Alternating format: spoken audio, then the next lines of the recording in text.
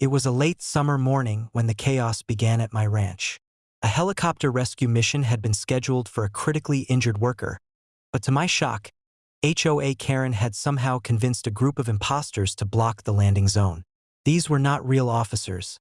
Fake HOA enforcers claiming authority and attempting to stop a rescue operation on my private property.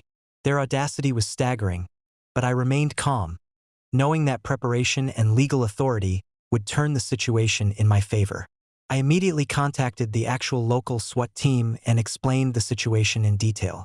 I provided coordinates, described the imposters' actions, and confirmed that a legitimate rescue chopper was en route for a medical emergency. The authorities responded promptly, arriving with professionalism and authority that immediately overshadowed the fake officer's presence. Karen, positioned nearby, believed she had orchestrated a perfect blockade. She waved her papers, shouted orders, and attempted to assert control over the landing zone.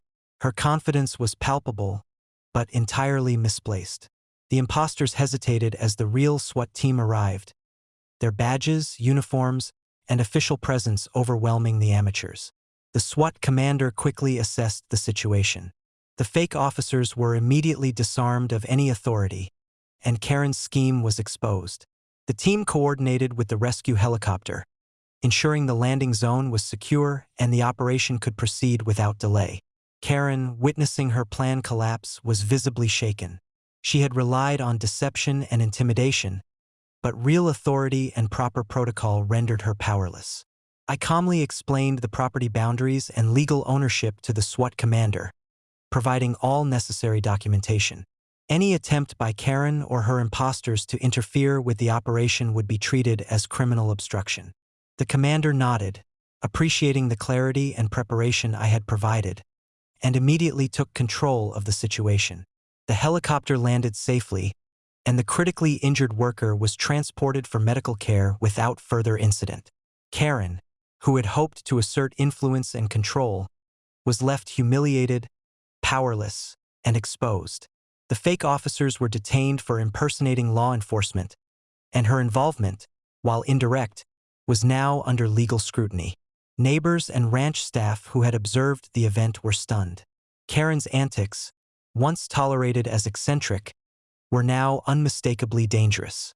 The contrast between her chaotic, misguided aggression and the calm, prepared, lawful response was stark.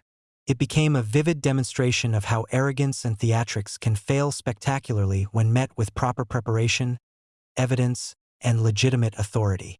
By evening, the ranch returned to its peaceful state. Karen's plot to interfere with a life-saving operation had failed completely, and her reputation had taken a severe hit. The incident served as a clear warning. Schemes built on intimidation and deception collapse under the weight of truth, preparation, and lawful authority. Reflecting on the day, I realized how critical foresight, calm judgment, and meticulous preparation were in resolving the crisis. Karen had assumed that fake authority could replace law and reason, but she had gravely miscalculated.